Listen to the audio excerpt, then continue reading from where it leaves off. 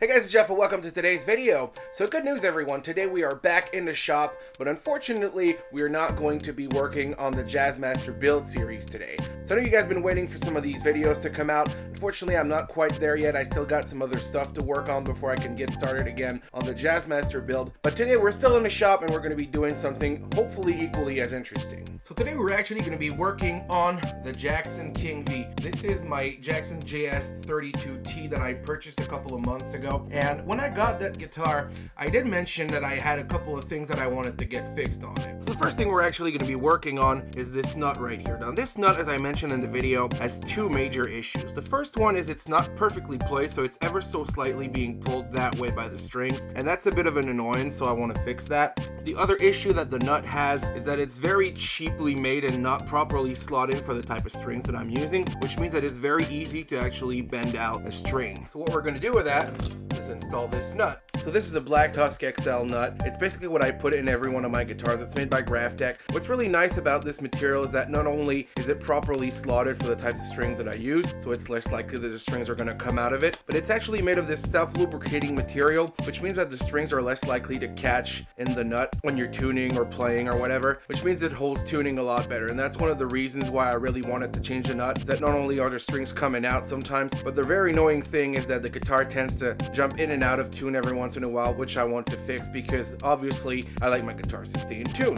Now the other thing that we're going to address is the fact that the guitar doesn't sound very good. So sure, when you run it through a lot of compression and a lot of distortion, it doesn't sound half bad, but it's nowhere near the level that my other guitars are at, which means that whenever I want to pull it out on stage or playing during practice, I have to compose with a less than stellar sound. So to address this problem, I've purchased this Seymour Duncan JB pickup, which is something that I think will fit nicely with the guitar. It's a zebra pickup, just like the original that we have here. I think that's going to make the guitar sound a whole lot better. First thing I'm going to need to do is to loosen the strings.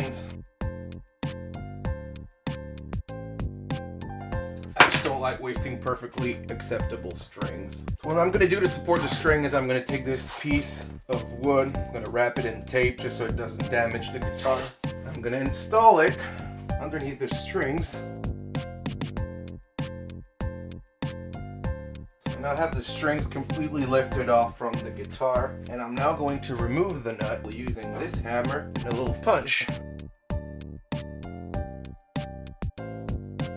Looking at it from up close, it's actually a really cheap plastic thing and it's hollow. The first time I've seen something like that, which is really not good. Alright, so let's unwrap this nut, which is a whole lot better. I'm gonna make a few comparisons real quick. It appears to be the exact same height, which is good, which means I'm not gonna have to grind it down. It appears to be the exact same width. So yeah, I think we've got the proper nut for this. What I'm gonna do is go get the carpenter's glue and apply some glue here to the back of the packaging. You really don't want to be putting too much glue on this stuff.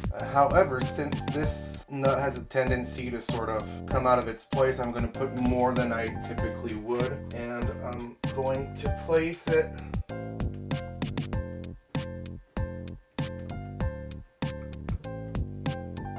and already I've run into a bit of an issue. Just this nut is ever so slightly wider than the original.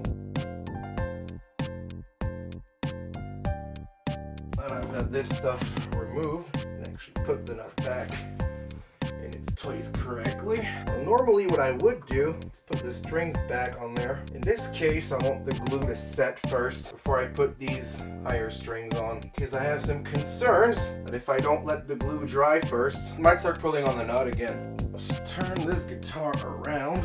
We're going to remove the back plate. We're going to see what kind of wiring we're dealing with here. It's important to keep the parts that you actually intend on putting back on the guitar.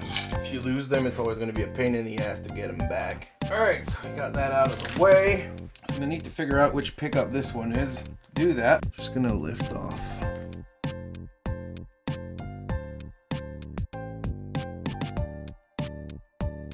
Cut this tie wrap here. Figured out which one this is by pulling on it. This one is the one we need to take off. Okay, let's desolder that.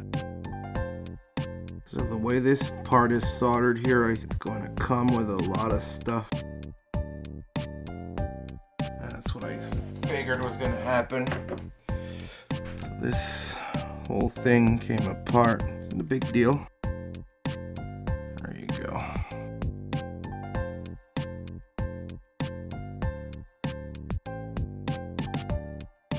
Alright, it's completely out. We have fished out the Jackson pickup. Pickup rings are pretty nice. They got like this knob that you can fit the spring into.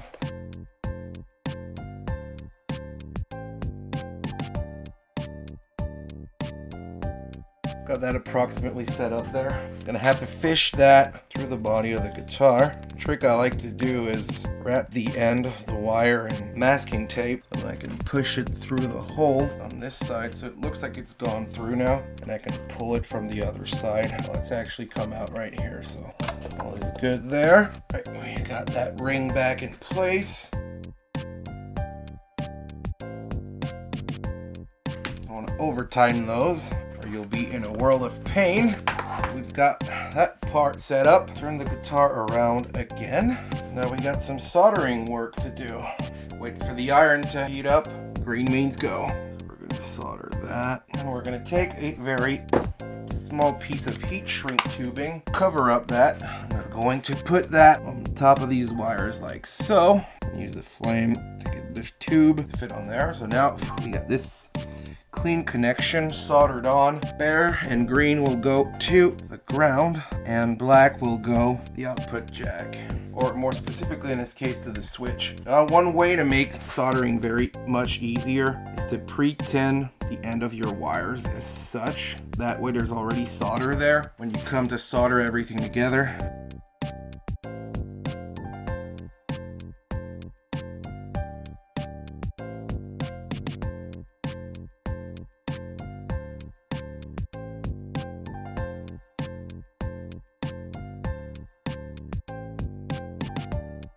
I didn't check if it was going to reach before I started soldering like an idiot. It doesn't. Now I have to skin up a bit larger portion here. Normally this is the kind of thing you want to look out for before you start. Unless you're an idiot like me, in which case anything goes. So learn from my mistakes. Don't do what I do. Now I'm going to commit a cardinal sin. I'm going to add some solder that I shouldn't need to put in there.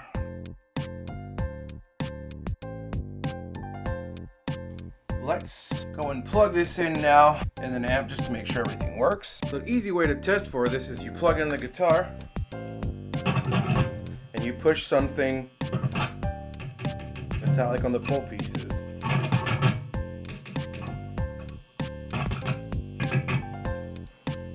So middle portion activated both. This activated one side and this activated the other.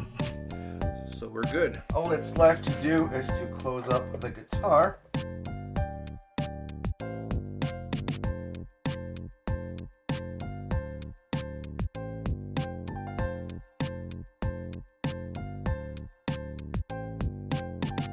Last thing we're going to need to do is lift up the pickup.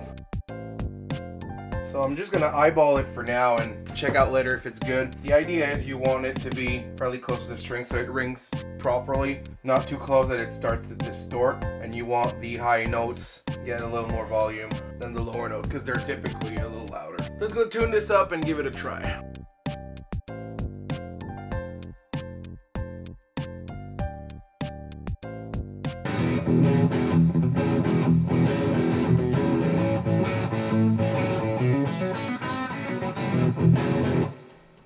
That's pretty good.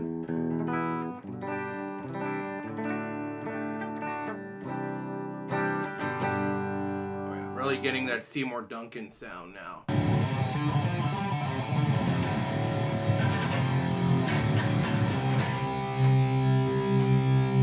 Yeah, that's it, guys. Thank you so much for watching. See you next time.